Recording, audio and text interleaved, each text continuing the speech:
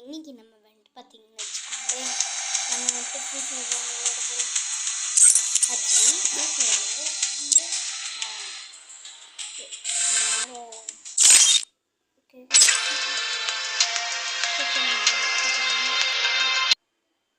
ஓகேங்க, நம்ம வந்துட்டு பேசிட்டு வந்தாச்சு. ஓகே, திடீர்னு ஃபோன் வந்துருச்சுங்க, அதான் என்ன பண்ணதில்ல.